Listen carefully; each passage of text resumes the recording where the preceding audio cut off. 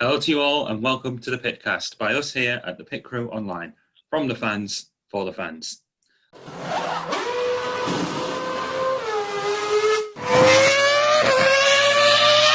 Last weekend was the inaugural Tuscan Grand Prix taking place at the ever-beloved Mugello circuit, famous for hosting many other championships, mainly MotoGP. But this year hosted a Formula One race as part of the revised COVID-19 pandemic schedule. It was quite an interesting race, to say the least. And so here to talk about it, I have three people who also contribute to the Pit Crew Online. I am Luca. First up is our deputy editor, James. Hi, Luca. Excited to be talking about another mad race in Italy. Yeah. We also have our de facto lawyer, Rhea. Hi, Luca. Hi, everyone. Hello. And our stat man, Chris. Good evening, all. You got there eventually. I was a bit panicky there that you had muted yourself. All right. So before we get into talking about the Tuscan Grand Prix, so it was Ferrari's 1,000th race, and as of now, obviously Ferrari gone through a bit of a slump, to say the least. It was still a very notable occasion for them, regardless of how well they're doing. But perhaps in an effort to overshadow that, their departing driver, Sebastian Vettel, the four-time champion, it was confirmed on Thursday, I think, or Friday, that he was going to be moving to Aston Martin, which is what Racing Point will be rebranded as of 2021. He'll be partnering up with Lance Stroll, no surprise there, considering his dad owns the team, and he'll be replacing the ever highly rated Sergio Perez. There's a lot to talk about here, so I'm going to first throw it to James. James, what do you have to say about this worst kept secret in F1?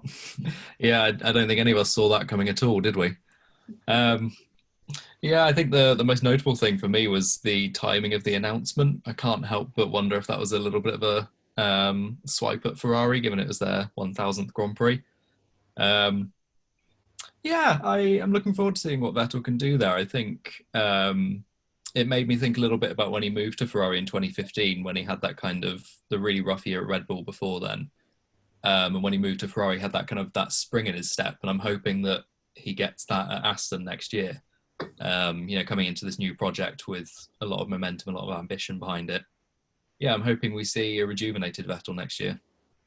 Yeah, I wrote an article, which I'm very surprised I haven't yet got any hate mail for, talking about the whole Vettel move. And I do mention in it that in 2015, when he did move to Ferrari, he somehow managed to take 3 wins during the height of Mercedes' dominance on pure pace, which could bode well for maybe next year when Vettel ends up moving to Aston Martin. He could very well bring the team up quite a bit, and I think that's exactly what they need and exactly what he needs at this moment. Ouch. What was that? I heard a big, swipe in my ears. Okay, right, and we'll never mind about that. So, Rhea, what do you have to say about all this? Again, not a surprise. I think the timing overshadows certainly the celebrations right up to the weekend for Ferrari. But I'm pleased for Vettel. As sad as I am for Perez, and what a team he and Vettel would have made had they both been at Aston next year. But as sad as I am for Perez, I think that this is exactly what Sebastian Vettel needed. But it is also probably what Formula One needed. Multiple world champions on the grid next season. It's going to be exciting. I think Vettel gets the opportunity to do something very different with Aston Martin.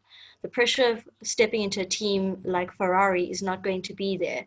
He's going to almost have a blank slate to try and help build this team to being a team that can compete not just for podiums, but potentially for wins in the 2022 season, certainly when the budget caps and all of the other things start coming into play as well. I think Vettel's positioned himself quite well. So I'm really looking forward to seeing what he can do and hopefully imparting some knowledge onto Lance Stroll as well. Certainly you can see the next generation coming in. So looking forward to it. I must say there, in regards to Perez, everyone's sort of saying that because of when Force India went into administration, he was the one that sort of started that legal action, which gave them enough time to get the investment consortium I think I got it.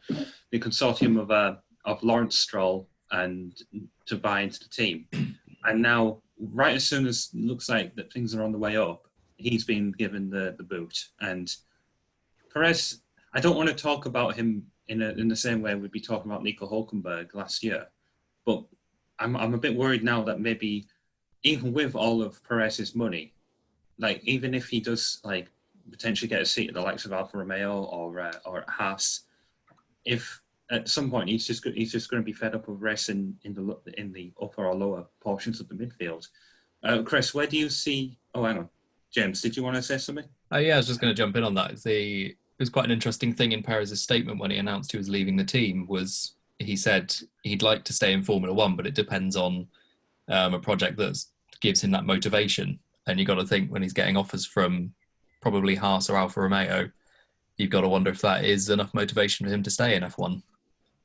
And it would be sad to see him go on those terms, but yeah, if he gets a better offer from somewhere like IndyCar or the WEC, perhaps, maybe even Formula E, whether that would tweak his interest more than kind of running around near the back of the grid.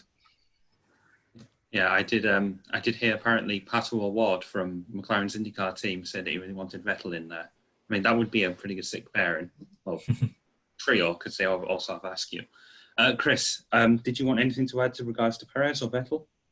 Well, it was a pretty much awkward timing, but you could see why they'd done it. Ferrari were one of the teams that claimed they broke the rules, so you can see why they announced it at that specific time. Say it could be similar to when Hamilton moved to Mercedes. I'm not saying Aston Martin are going to be the world dominators in 2022 when the new rules come in, but you never know. It's just maybe the spring in the step that you need, but you wouldn't get all the knowledge that Vettel's had over the last since 2008 with, say, a Hulkenberg or a Perez, for example, that the Aston Martin team would need to develop further. So great knowledge and great mind. So it'll be good for the team and good for the driver. And on Perez front, there was a poll out. Most see him maybe staying in F1, but yeah, maybe IndyCar because he'll be close to home. And that was when he caught coronavirus as well. He went home to see his mother because his mum was feeling unwell. So there's various balances on the front of, is it he'd be staying in F1, but will he be staying into going back to the Americas to be close to the family? Yeah, I would like to, because I know there's rumours apparently that the Mexican F1 Grand Prix might actually not happen after this year. I mean, obviously it's not happening this year, but now it's probably not going to happen next year. So maybe Perez moving to IndyCar could change the IndyCar could inherit the round at the Autodromo Hermanos Rodriguez. Now that we got that out of the way, let's talk about this mad Tuscan Grand Prix. On the surface of it, Hamilton won, Bottas second, but it wasn't that straightforward. Let's go through the beats one by one. So even before we got off the grid, Max Verstappen had a bit of pre-race drama, a bit like in Hungary. Some internal unit seemed to like cause a bit of a panic, and they tried to like quickly fix that.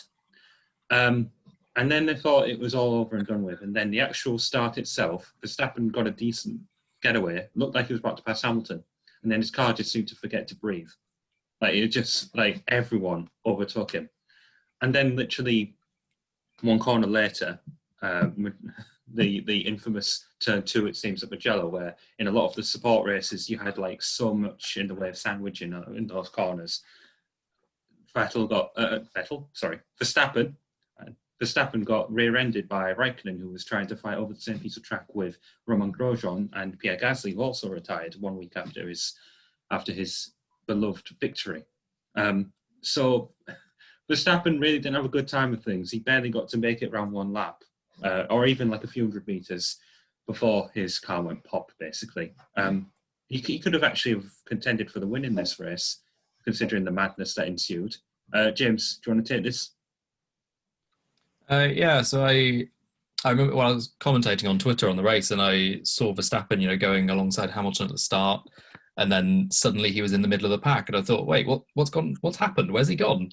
And you could see on some of the onboards at the start, he got a brilliant start, but then you could see the red light on the back of the car flashing on as if his engine was, as if he's in like the wrong engine mode or something. He was harvesting, like what happened with Nico Rosberg in Spain in 2016.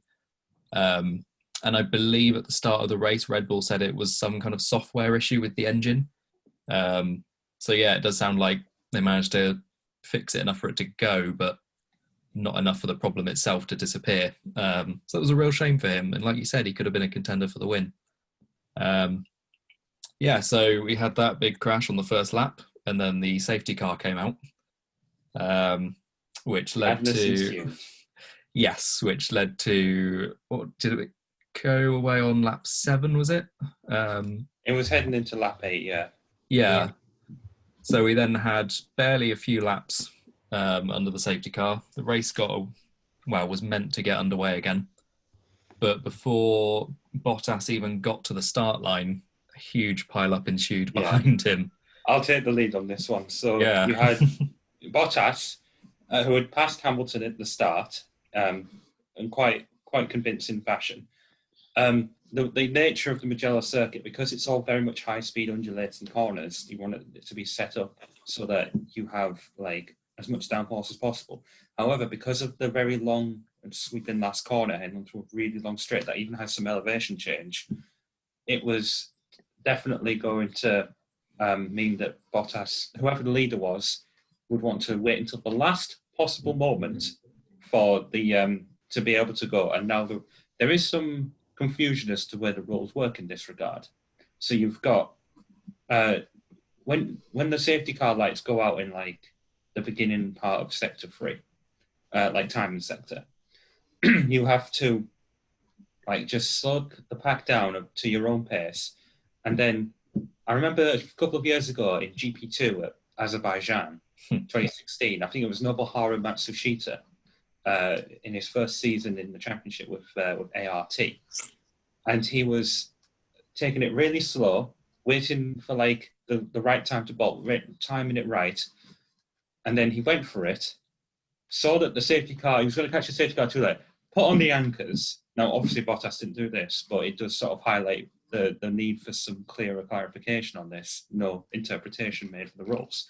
He climbed on the anchors, and Magnus behind him, crashes galore.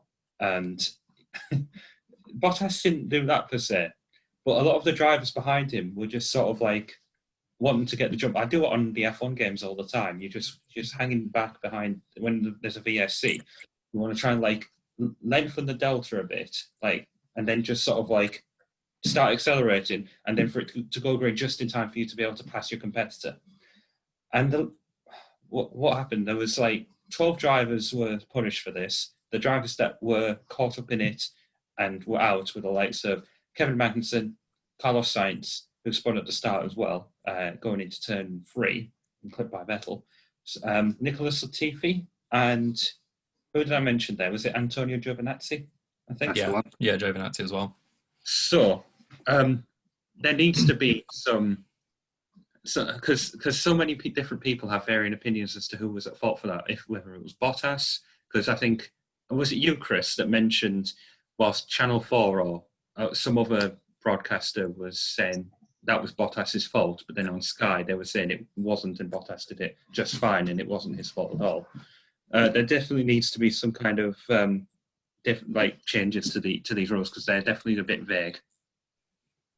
What I was saying was that BBC was saying it was Bottas's fault, but then on review looked at it and said that the safety car lights were out too late. So they said the safety car should have gone round one more time to give him more space to build the gap for the safety car to go in. And then Brundle on Sky was like, oh, he's done it perfectly. Well, if he'd done it perfectly, there wouldn't have been a mass onslaught of 4 cars going into each other on the pit straight. And Channel 4 were just like, well, carnage. Like, okay, that didn't go to plan, did it? So, because I listen to the radio because I don't have Sky Sports channel, so dedication, and then I watch Channel 4 highlights, and then watch the Sky just to see what other person's opinions are, because I'm not fond of the commentators from Sky. So Fair enough. I do, because we didn't really mention it earlier. I know there was a thing about Verstappen you wanted to mention, which I think a lot of people will be very surprised by. Oh yes. So you're saying about Verstappen challenging for the win. I don't think he'd have made it to the end. I think they'd have probably parked the car, or you never know, because this may have not happened. I think they'd have parked the car maybe lap 3 or 4 with the software glitch. That Hamilton over his career has 23 retirements, and he's been racing since 2007. So he's in his 13th or 14th year of his career now. And then Verstappen's got 22. So he's currently only 1 away. So we're talking about Hamilton being 1 away from Schumacher's never everyone thought would be beaten win record. Verstappen's one away from beating Hamilton's record of retirements. And so they call Verstappen lucky for coming into all these wins, but it seems to be the car always fails on him. They're not always crashes. Yeah, well, going back to the whole safety car incident, Ray, I want you to take the lead on this one. So quite interesting about Hamilton making the comment on the radio, team radio during the race, also laying the blame squarely on the safety car light situation. And it's quite interesting to see that one of the other channels may have also thought the same, for whatever reason, whether Hamilton had realized they might have been a bit slow at the front, but that's certainly something that he picked up on. But rumor mill, and I stress this is just the rumor mill, everyone's trying to make sense of it. There's some video evidence of our favorite George Russell potentially being the driver that triggered everything by giving himself space and then going, leaving it at least as quite a bit of a gap to the sort of the pack in front of him, and then going, which may have been the domino effect behind him. So I think everyone is going to have a different opinion as to who caused this particular incident. Is it Bottas? Is it George Russell? Is it the drivers at the back not being aware? Is it the safety car? It just highlights the need for there to be some specific rules about what is allowed and what is not allowed under a safety car restart. Bear in mind, though, that Mugello is a unique track, and the characteristics of this unique track had a role to play in what happened, because had it not been a track like Mugello, Bottas would not have feared the slipstream as much, certainly, and probably wouldn't have backed up as much as he did. So I think there are numerous factors at play here, and certainly the nature of the track is one of them. Yeah, I do think that there should be, because there was a bit of suggestion that because there was a green light, which to a lot of the drivers would be considered as you can go from here, but typically in racing, when you see a green light, it means just go as soon as it flashes on. And so they need, I think, considering how much of a snail's pace they were going up until the last possible moment, do we think that there has to be some rules changed to say this is what you have to do with a safety car restart? Because I'm of the belief that when you the line that you have just before entering into the pit lane, that's where you should go from. I know Michael Schumacher got into trouble for that in 2010 at Monaco, when on the last lap he passed Fernando Alonso. And so maybe they changed the rule since then. But I think unless it's the last lap, you should be able to go from there, regardless of the situation. James, what do you make of that? So regarding the... I can hear myself echoing somewhere. Well, I can't hear you, so what player in the backup? It's not off-button, is it? No, so long as it's not coming through anywhere. Go on then, carry on. Yeah, so regarding the where you can overtake from, obviously it did used to be the rule that it was the last safety car line, which is where the pit entry is. But that's since been changed. I can't remember what year that was now. So it's when the safety car comes into the pit at safety car line 1, that's when the lead car takes over from the safety car. But there's no overtaking allowed before the what they call the control line or the start-finish line. But I think Rhea brought up quite a few good points there, in that there was so many variables at play in this, which is probably why there's so much debate over who was at fault. I think the track layout, like Rhea said, is unique at Mugello, where you've got quite a long straight and quite a long distance between that first safety car line and the start line, with such a powerful slipstream effect down into turn one. So whichever driver was at front, and we saw this throughout the support race as well, they're going to leave as much time as possible and go at that last possible minute so that they eliminate as much chance of slipstream as they can.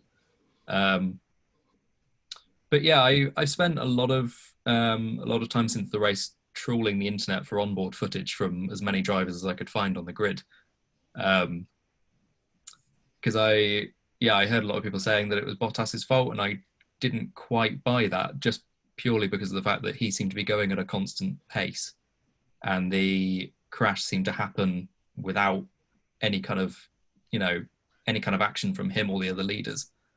And you can hear when you're watching Bottas's onboard that he does maintain that constant pace from the minute he takes over from the safety car. Even as he's weaving on the track to keep the tyre temperature, the engine note stays exactly the same. So he's doing, what he should be doing in the rules, which is keeping a constant pace. He's not accelerating and braking. But yeah, as Ray said, Russell seemed to be,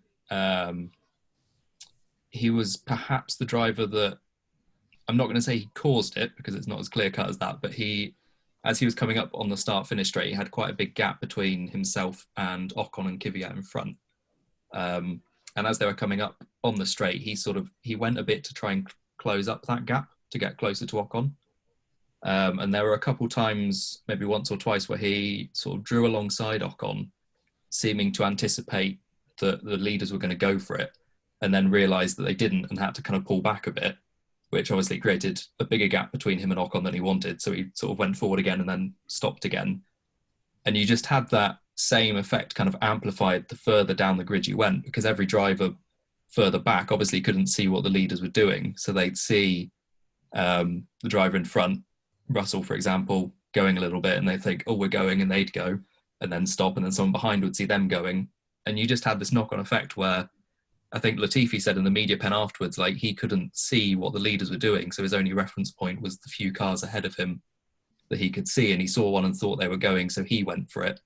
And realised then that Magnussen just ahead of him hadn't gone. So he then had this, that kind of horrible moment where Latifi jerked out to the side of Magnussen to avoid his car.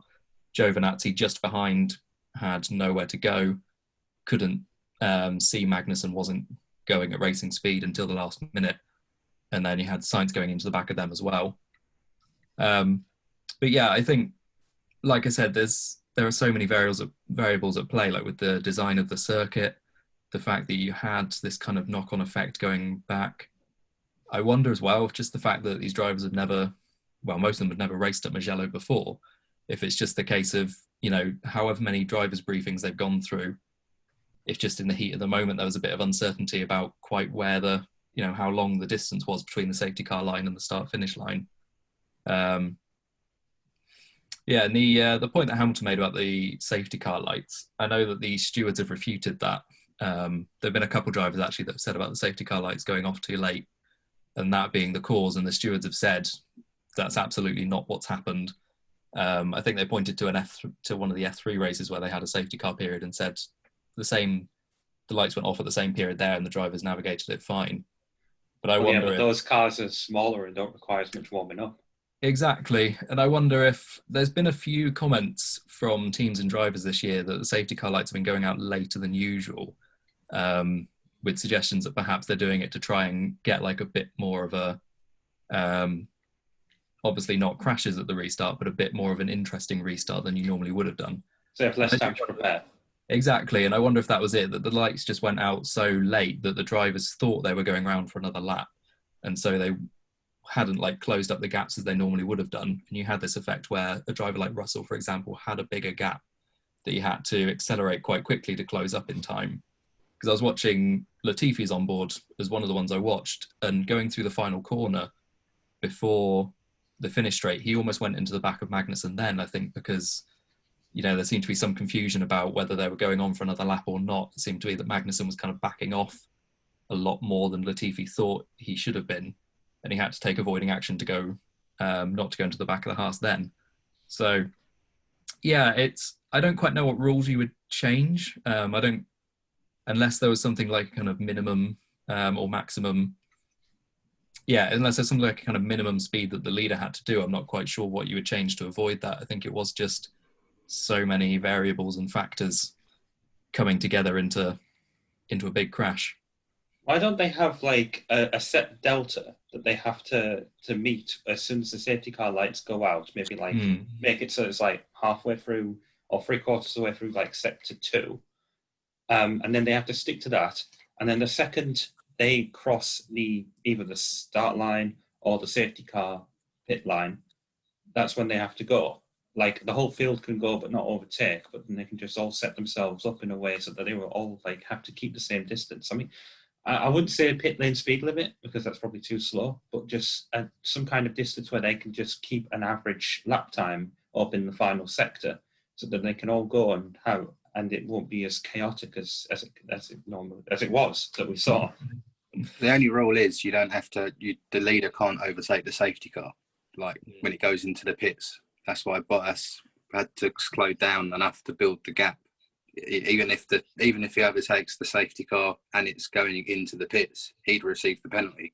That's why they're saying he's going out too late and why he's going so slow, and that's why all the weaving goes on. And Russell had the big gap from them because Bottas bolted, but realised, I'm going to catch the safety car. So that's why Bottas had to slow again, and that's why there was the big gap. It was a mess. Yeah, pretty much. Yeah. So that's at the end of the day, mistakes happen. If you look at other sports, IndyCar, you see it around all the time. NASCAR, you see it all the time with the way they do it. It's just we're all human. We make mistakes, and you live and learn. End of the day. I'm glad we emphasised the live part. Go on, Rhea. That's a great point, Chris. No, thankfully nobody was injured. That's something we have to be thankful about. It might be a very different conversation that everyone would be having now had a driver been injured, and probably would have seen some sort of action against any driver, just maybe needing to make a statement. So thankfully nobody was injured. Very interesting you speak about IndyCar, because while we were talking, I kept hearing the IndyCar spotters in my head, like warning them, Bottas is slowing.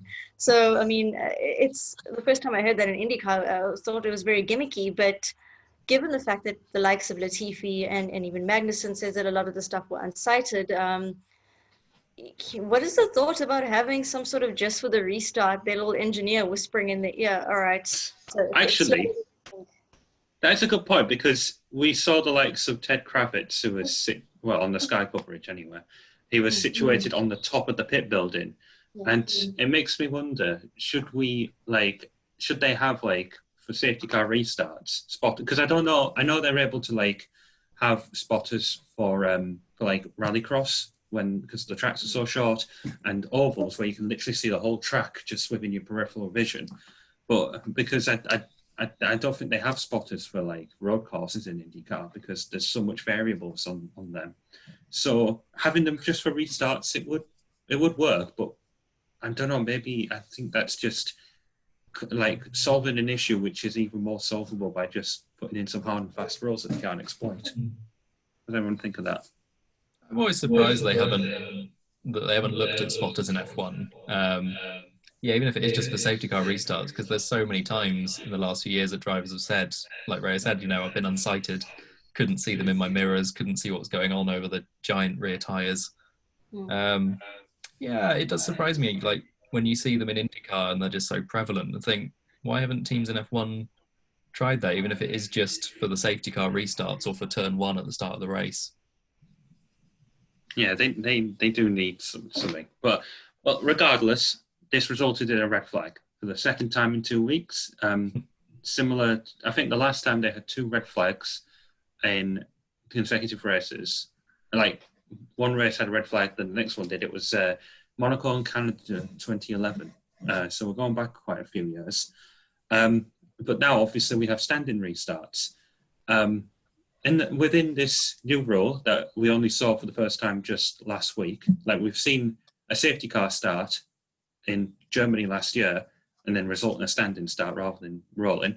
but this was the first time we've had a race stoppage or neutralised with it after the start for there to be a completely different one. So second restart rolls around, and it's a complete role reversal.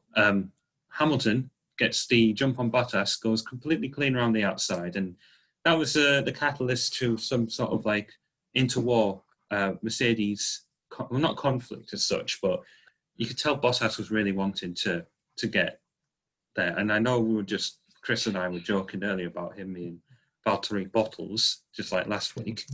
But I think, is it fair to criticise him this much? Because you got to remember, in the last two races, he was in qualifying sessions, he was within less than a tenth or so of Hamilton. Like, we're talking about Hamilton having like over 90 poles and probably win as much by about 2 weeks from now as much as Schumacher in terms of race victories.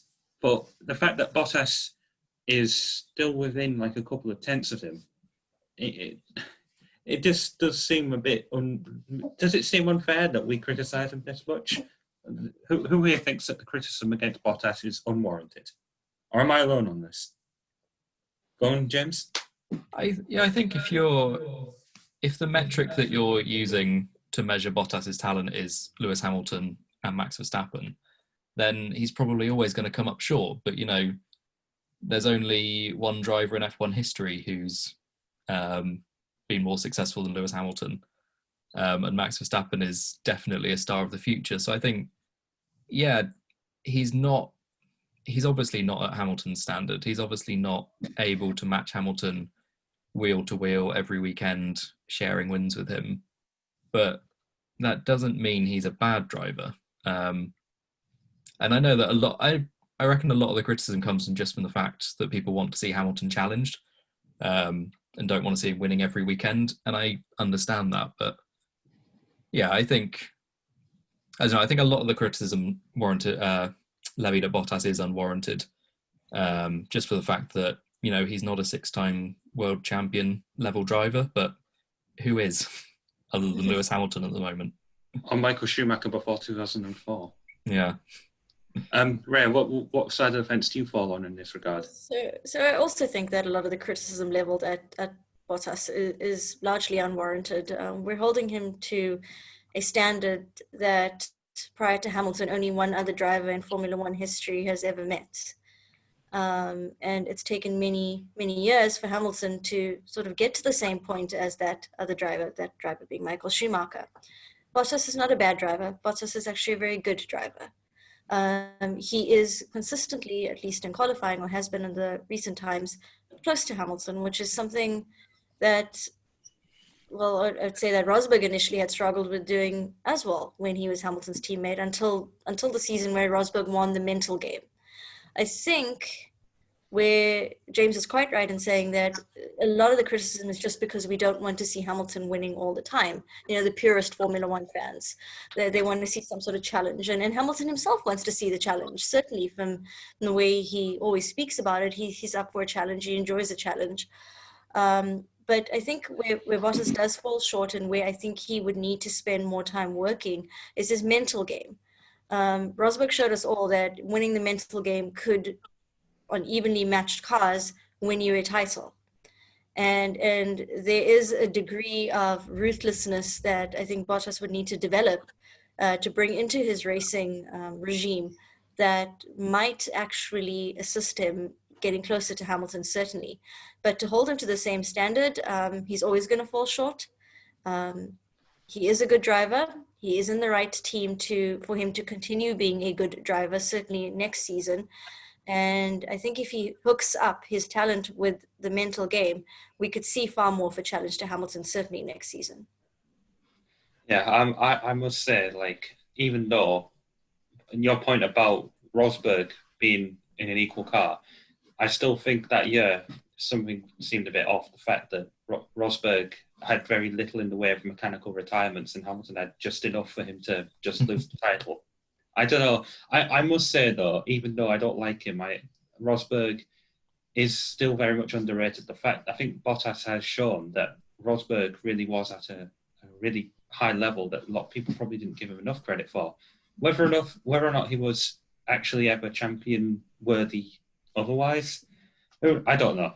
I'm not going to say, frankly, but I do think I remember just before he renewed his contract for 2018, Verstappen there was talk of him going to Mercedes. I was like, I do really want that. Like, even as a big Hamilton fan, I would love to see Verstappen and Hamilton going head to head. That would be so great. It probably Even never Russell. happened. Oh, Russell, yeah, Russell. He is a. The fact is that he nearly finished in the points over the weekend. And Well, go on. if I could just say something, A on Bottas and B on Russell. With Bottas, it's the same old story. He's FP1, FP2, FP3, Q1, maybe Q2, and then Q3 and the race. Hamilton bosses it. It's just like the whole like Raikkonen thing in years gone by, where he was like fast in sector 1, fast in sector 2, and then he finishes 6th in the qualifying. Yeah. It's the weekend. Bottas has Friday and half of Saturday, and then Hamilton has the race. And then in the race, Bottas doesn't stick his nose down. It was like, oh my god, he's actually stuck it down the inside on the first start. And then I think when it came to the first restart, it was like, oh, Hamilton might have me at the slipstream here, so I've got to try and do something. And then when the second restart happened, Hamilton had him, even though his car was smoking like a flambe. I don't know what was going on there. And then when it comes to Russell, he's now 30-0 with his teammates. He's doing everything he can with his car. It's like, pick me, pick me, pick me. Oh no, I'll have Bottas, because he's pretty much the Felipe Massa, Rubens Barrichello of the Mercedes. Or Eddie Irvine to a certain extent. Just Mr. Number 2. I've got the most race winning car in the world, and I've only won 8 races in it in 3.5 seasons. Says it all. Yeah. I think what Mercedes are doing is maybe Hamilton will do one more year, he'll retire, and then they'll have Russell come in to replace him, as opposed to going against him. Which I don't know. I would like to see Russell in a good car. I remember when Hamilton there was a tweet that was posted about him, and I think it was you, Chris, who said, "Oh, I wish he'd had been in like a Minardi or a Spiker or something." And I think it would just have been the same thing that we say about Russell now. It's that, oh, he's just being wasted in that back of the grid car. Put him in a decent car, and because Russell is something else. Like people seem to think that he's overrated, and I'm just like, every time the likes of like Leclerc and Norris and Albon perform well, it just reaffirms my faith in the fact that Russell will inevitably do very good. It's just a shame right now that he's having to haul a pile of garbage around at the back. Well, it's like Verstappen went Toro Rosso Red Bull, Schumacher went Benetton Ferrari. Yeah, but Benetton was already at the top. He had one race in the Jordan. In the Jordan showed what he could do in the Jordan. Then got the Benetton drive. Hamilton straight to McLaren. To sort of, I'm just saying, like all their people showed their worth in lower cars, but he showed his lower worth in the support series. I'm just saying that he never had the same Minardi drive that some drivers did to build the way up, like Alonso did. He got the, sorry Minardi, if you're Minardi fans, the shitters, and went up. He got the points in the Minardi, and then built up from the Renault to do well. And then hang on, Alonso never got points in Minardi, did he? I mean, you still got some impressive drive, obviously. You can't. It would be very difficult to score points. I might be getting the Weber drive confused. Yeah, you're right. 5th in Melbourne in 2002, wasn't it? Yeah. All right. 2003 debut. My mistake. So another thing that happened during the race, Charles Leclerc got a really great start initially, and even after the second restart, the first restart, he was in 3rd, but then began tumbling like flies. Is that even a phrase? I think I just made that up. Like flies?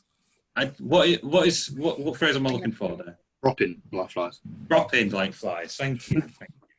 Yeah, he was passed by Stroll and then Ricciardo, and then he went into the pits for hard tyres and did a few laps on that. But he was bleeding time. It was depressing, honestly. Like Ferrari's 1000 Grand Prix. I said at the start, regardless of the result, it was always going to be a special race for them. The fact that they had a 1,000th race at the very track that they had, like they owned since 1988. Did look like you want to say something there, Rhea? Yeah, I mean, going into this race, Ferrari fans around the world knew that it wasn't going to be a victory. I joked with our little friends Formula One chat group after the multiple restarts. Ferrari might still win this race at this rate, so never give up. We joked about it, and as things started dropping, I'm like, hey, Leclerc is near the front. Okay, sixth is still near the front. But in all seriousness, yeah, the expectation of Ferrari doing well was very low, but that did not in any way detract from how special a weekend this was for them. And for Formula One, it was the first race all season where fans were allowed at the track. Yep. And for me, that was huge on its own. The fact that this was Maranello, Mugello, so close to Ferrari's home base at Maranello, the celebrations that took place across the board, and hearing from the drivers, everyone from Grosjean to Hamilton to Ocon all had something to say about Ferrari being the DNA of Formula One and the other way around. And it has been a little bit of a silver lining in what has been a very dark year for Ferrari.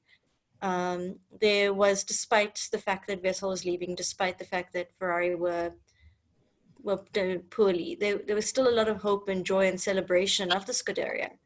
And it is that same fighting spirit that I believe will see Ferrari back near the top again, perhaps 2022 onwards. Certainly, if you look at the history, it took Schumacher a while to get the team up and running and going again to where they were, and then they were dominant. Again, they're in a slump right now. Yes, they've had the advantage of having Fernando Alonso, Sebastian Vettel, and Kimi Raikkonen all being in their car at different times and not won a title. That may say a lot for their development, but they're never too far away from the top always. So I certainly think this weekend possibly could have been inspiring. I certainly do hope it inspired all of the Ferrari workers back in the factory. They've had a torrid year, not just for the season, but with COVID-19 impacting Italy the way it did. And for me and for a lot of people around the world, it was a very special weekend and a sight to behold. Yep, couldn't have put it better myself. In fact, I remember Mercedes actually got turned the safety car red for this weekend, and I'm like, that is great. Like, even if Ferrari, I think the fair majority of us love to hate them in a way, because they seem to be like the pantomime villains in a way. And but even so, sorry, Ray, am I? I should have mentioned that. But yeah, I think we could all show some kind of appreciation for Ferrari being as rich, having as rich a history they have. But we all want them to do well in some way. We all want the iconic red cars, or in last weekend's case, the burgundy cars, because they had a special livery, reminiscent of some of their old liveries, to be up at the front. And they really, I hope that they, because they have seemingly swallowed their pride. I don't know how to speak today, obviously, and accepted that it's going to be a while before we see them back at top. But I think they're in good hands in the driver department. Charles Leclerc and Carlos Sainz in the future are definitely going to point the steam in the right direction, and what they go through, they'll be going through together, as will all of Italy, since apparently Ferrari is more of a religion there than the Pope. So, can I just add their special liveries did better than Mercedes liveries at Germany last year. They got a double point finish, and they were the only other team besides Mercedes to do so. Yeah, well, to be fair, after Germany... You can clutch straws at that. That's what I'm saying. They were the only two teams to get double points finishes, and they didn't end up in the wall twice. True. Luca, I think this is in the same breath that we say we want Ferrari to do well. It's the same with people saying we want Williams to be back at the top. We wanted the name Sauber to remain in Formula One. We're so glad to see McLaren being competitive again.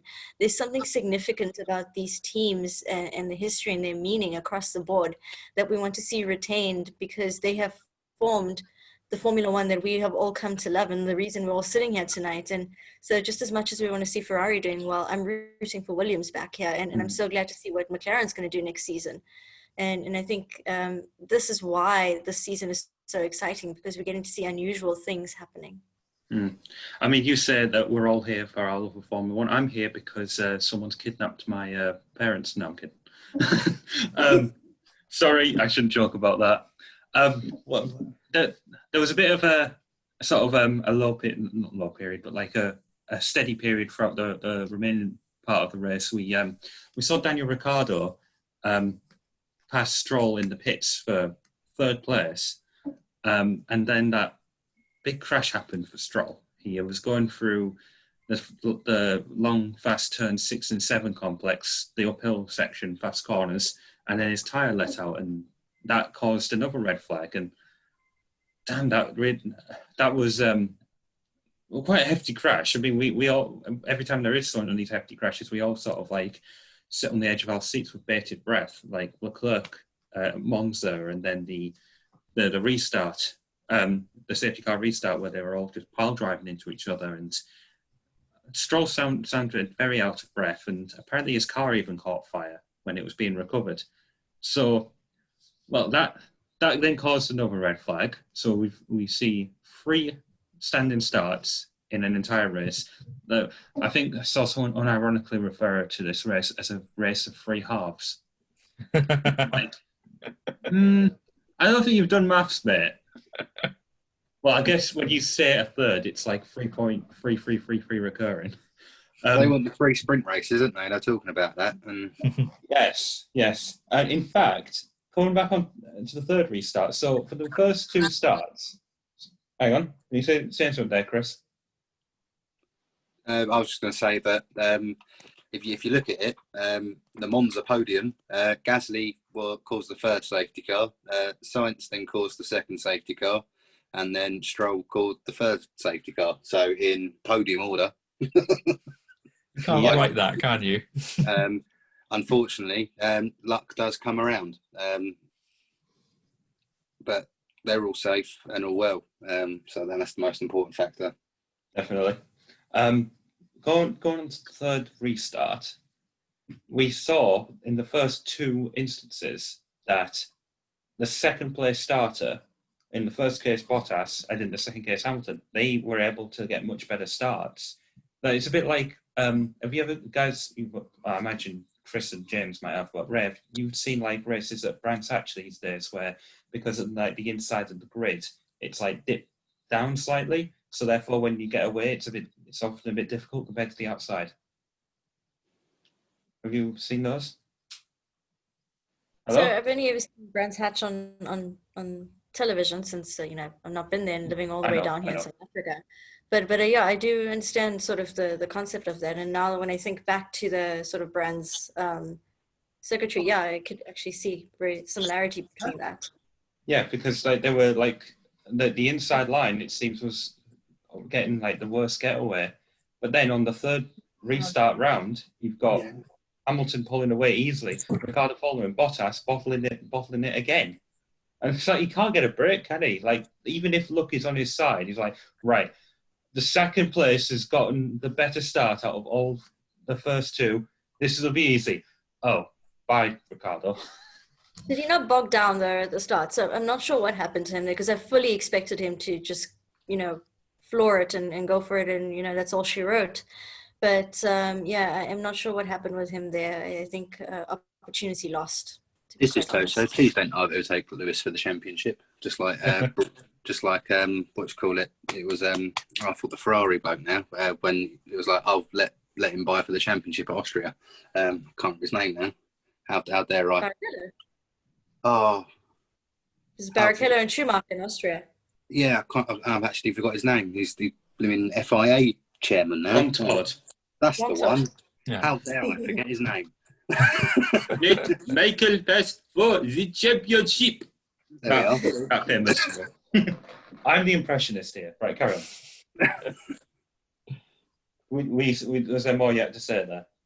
I was just saying that it's just a mockery that there's 55 points behind because he didn't go anywhere near him. I'm sorry, but I don't think Albon made soft tyres last longer than Bottas made medium tyres last during the middle stint of the race. I suppose it was because Bottas was pushing like hell because he was like, I had this win and now I've buggered it. Well, so was Albon. He was trying to catch up because he had a shocker of a second start. He was behind Ricciardo and Stroll and Perez for a certain part. Well, the difference there being is that Albon went very long into his first stint and he wasn't pushing, and then he was like pushing towards the end, wasn't he? Is that right?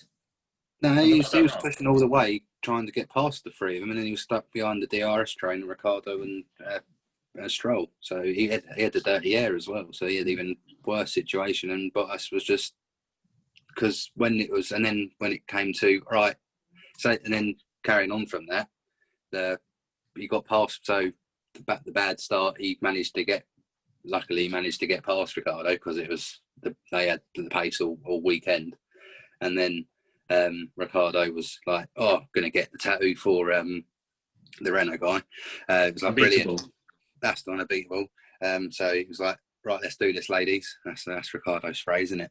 And then Albon came along, done the outside move, and then it was right after Bottas, and then Bottas 1.2 seconds in one lap. So they were sandbagging through the entire race. It was just, oh well. Oh well, indeed. Well, this is how the race finished up. Hamilton won, Bottas second. Hamilton got the fastest lap. Surprisingly, considering the circumstances of this year, first time they got maximum points in an entire weekend. Believe it or not, with how Mercedes, how dominant they are. But I think we can all collectively agree the feel-good story of the weekend. Alexander Albon finally getting that long overdue first podium. He was not anywhere near Lewis Hamilton throughout the entire race. Mm-hmm. And Hamilton, I jokingly said to my dad during the race, I wouldn't be surprised if Hamilton waited up for a bit just to prevent Albon from getting his podium again, as he's done it the last two times. So Albon, we were literally just talking about this last week, James. Move on to you here. We were saying about how, because Gasly had won in the AlphaTauri, and Albon had an absolute mare of a race, frankly. And we were talking about how your article talking about how Albon is not in as much danger as Gasly was in his position last year, and you said that it aged pretty badly. And now I reckon your comment about it being aged badly has aged badly as well. Yeah, I wonder if I should just stop, having opinions on Albon. Every time I make one, it seems to go the other way. But I think, I was so glad that he got that podium because he really needed that result. And I think the way it came as well, I think the fact that he had to battle back through from dropping back at the restart, the fact as well that Verstappen was out of the race, so Red Bull's race was on Albon's shoulders, and he proved when that happens, you can rely on him. I think ultimately that's going to do more for him than if he just sort of started in third and finished in third. I was gutted when I saw him go around the outside of Ricciardo because as a big Ricciardo fan, I was really hoping. And there'll be plenty of that really next to see year him on the podium, McLaren. Hopefully.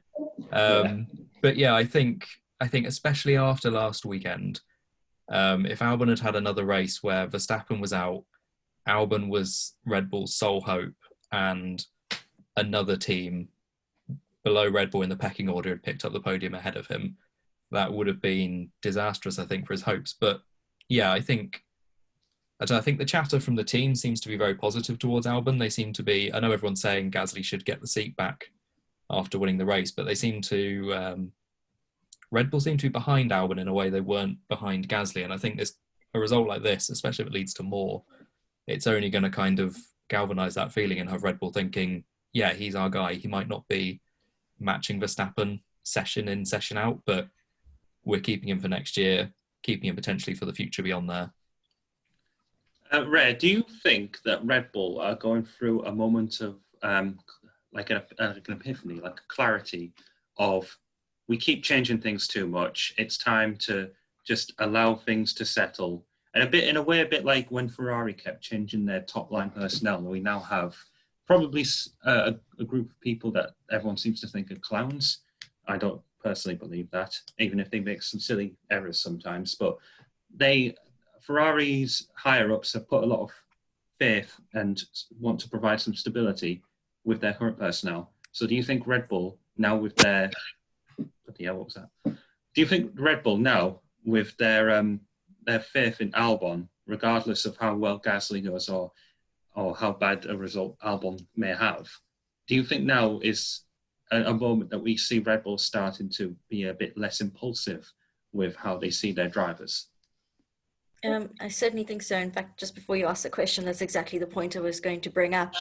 I do think that Red Bull have probably realized that they've chopped and changed quite often, and they've been at liberty to do so. They've had and still have a pool of drivers from which they can choose.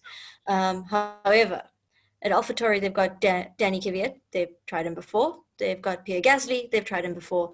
They've got Alexander Albon in the main team, in the Red Bull team. I think they might have realized, let's give him a chance. There's potential here. The drivers need time to develop. The unrealistic standards of having the young driver come into a team and giving him 6 races, and if you're not up to scratch, you're out, we're going to get someone else, and does neither the driver nor the team any good. I think at somewhere along the line, they realized there's potential in Albon to go with this team into the future. Verstappen's now an old hand in Formula One, relatively speaking, if you compare him certainly to the Norrises and the Albons of the field. And they need someone to grow with Verstappen. As Verstappen steps into more of a senior role in Formula One, I think Red Bull realized they need to develop their team with some stability. They certainly need a stability so that the driver feedback on the car and ways to improve the car comes through. It's very difficult to be chopping and changing mid-season to be able to have that stable sort of feedback. So I certainly hope, and the indications are, that they will be sticking with Albon at least in the near future, which unfortunately leaves Gasly in a very difficult situation of being probably, and I'm going to put my neck on the line of this, the best performing driver this season, being in a midfield team for his near future as well. Chris, have you got any closing lines that we can then segue on to driver of the day? Right, sums it pretty much well, albeit Kvyat's probably the walking wounded out the force you mentioned. That I don't think he's, and which probably puts the Russian Grand Prix under threat. But with Albon, he's got the sort of monkey off his shoulders, so there might be more to come. He's just got to close the so-called 4-5 temps that he always has to Verstappen, and he's been closer in the last 2-3 races. So hopefully that the podium will be the mindset to maybe the 2-3 temps. So it will be the one where also Red Bull might have the chance to actually get Verstappen closer to Mercedes as well, where they can start doing tactics as well with the strategy. So it's not a case of, right, Verstappen's fighting Bottas and Hamilton. It's Verstappen and Albon are fighting both of them as well. So we'll see. James, did you look like you wanted to say something there? Yeah, I just wanted to chime in because I fully agree with what I was saying about they've got to stop chopping and changing drivers like this. Because was it, I'm going to put my neck on the line as well, and I'm going to say, was it Einstein who said, and hope that I'm not trying to say a really smart quote and misquoting it, but the definition of madness is doing the same thing over and over again and hoping for different results. No, that's the villain from Far Cry 3. I don't know where originally it's from. But yeah, you got a major point there. Yeah, because since they brought Kvyat in at the start of 2015, they've had, is it 4 new drivers that they brought up at quite short notice from Toro Rosso? And of those 4, only Verstappen has really kind of hit the targets that Red Bull would normally expect of their drivers. And a 1 in 4 success rate they're not great odds. Unless it's Grand Prix that you've entered and won. Yeah. That's not But yeah, they brought Kvyat in. He didn't do what the team wanted. He seemed out of his depth. They brought Verstappen in, won a race. Brilliant. Brought Gasly in, was out of his depth. They brought Albon in, and for a lot of people, the jury's still out on whether he's up to scratch or not. So I think, yeah, they have got to kind of look at that approach and say, actually, that's not really had the success we thought it would have done by now. So maybe we should actually stop and give our drivers more time to develop, whether that's keep them in the senior team and give them more time to settle into that, or keep them in the junior team for longer and give them more time to find their feet in Formula One. But yeah, I so hope that after Albon's podium, they think, like you said, that this is a moment where they think, yeah, we need to make a change to our approach now. I just want to bring up a point that you made there, Chris, that apparently it would mean that the Russian Grand Prix is under threat. The fact is that Russia's probably not going to be leaving the F1 calendar for some time. And even when Kvyat lost his seat for 2018 and they brought in Sergei Sorokin, Russia's going to have enough money to burn to get an F1 driver in there. And we've got Robert Schwartzman, who might enter F1 as early as next year. And apparently, I'm now hearing, and I think all of us would collectively hope for this, they're going to be moving the Russian Grand Prix over to Igora Drive, which is a circuit that was meant to be hosting DTM this year, which apparently is much better than Sochi. I mean, we could only hope, though. Yeah, well, we won't delve too far into that. We should probably end the episode now, otherwise we'll be here for 2 hours. So, everyone, actually, just quickly, do we want to see Mugello back next year? James? I don't know. I be honest, I was fully expecting the race this weekend to be quite a dull one. So I don't know if this was just a freak result or whether Mugello actually would always have great races. So I'm going to sit on the fence and say I have no idea. Rhea? Yes, Mugello next season. And James, it's the only way we're going to determine if this was a freak result is if we can test it against next season. That's a very good point. Bring it back on the calendar, house full of Tifosi. You could not ask for something more exciting. I think for when we do the Portuguese Grand Prix debrief, I want someone remind me to ask, because we probably don't have time now, we'll have the verdict out on these tracks which we never had a hope in hell of hosting F1 before this pandemic happened, the whole rescheduling. If how we could see them integrated into next year, if they even are. Chris, what do you make of Mugello? Do you reckon it should be in F1 next year? It should be like a yo-yo, like say every now and then. You'd have like say old school tracks like Imola and Mugello coming on. And with that, unfortunately, with the podcast going on a bit longer than normal, I'm going to have to sign off. So that's okay. Chris, driver of the day, quickly, before you leave. Driver of the day, probably have to give it to Albon for finally hitting his goal of the podium. And then probably Leclerc for actually getting in the points for Ferrari, I think, to cheer about with the fans in the stadium, on the grandstand, because he had about all right, we'll see you later. 1,000 in there, but all the best and PitCast next time soon. All right, bye now. Bye. Yeah, Chris had to leave early, but we are ending off anyway. So whilst we've just got his final bits of notes there, Rhea, your driver of the day. You've muted. Hang on, you have to start again. Can you hear me now? Yes, we can. Go. Yeah, Kimi Räikkönen, my driver of the day, finishing 9th above a works Ferrari, and I know people are going to joke and say that's not much, but he still finished 9th. He was also involved in 2 of the crashes and somehow still managed to bring that car home. And every one of us is a Kimi fan, even if we don't say we're a Kimi fan. So Kimi is driver of the day in my books. Yeah, I didn't touch upon this, but the fact is that Räikkönen was involved in like 2 or 3 incidents, and his car was impenetrable. Like you I think the only thing harder than Räikkönen's car is dried Weetabix. James, your driver of the day. I'm gonna pick Ricciardo, I think, because he was, again, like I said earlier, I'm a bit biased, but he put in a solid drive, and it's such a shame he missed out on the podium. Maybe just because the Red Bull's a faster car as well. I'm going to say Ricciardo. Albon, very close second. For me, I have to give it to Russell. The fact I was absolutely beside myself with the fact that he was legitimately holding on to a P9 points position, and he lost it at the start. It was like, I remember talking on the Indy 500 podcast about like having like 195 laps and then 5 laps from the end, like bottle it and have no effort, no real way of able to get that result back. I felt gutted for him. He nearly came so close to scoring points. I wonder if Russell's going to just go without points, a bit like how Hulkenberg never got a podium in Formula One. I would sincerely hope not.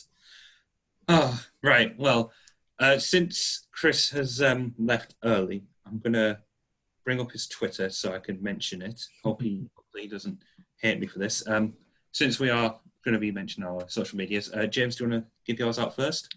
Yep, I'm on Twitter at James16Matthews. Rhea? I'm on Twitter at Rhea Morar. I, Luca, I'm on Twitter at RedLuca56. And Chris, I know you're probably going to do it anyway, but it's C_Lordy91. All right, ladies and gentlemen, thank you very much for listening to the PitCast. We will return for the debrief on the Russian Grand Prix, which, well, I would say would probably be a ball fest as it normally is, but knowing how the last two races have gone, it probably might be wild. It'll probably be like the Valencia 2012 of Sochi. So yeah, until then, everyone, thank you very much for listening. I have been Luca. I've been here with James and Rhea, and Chris is not here anymore. And we will see you out on track.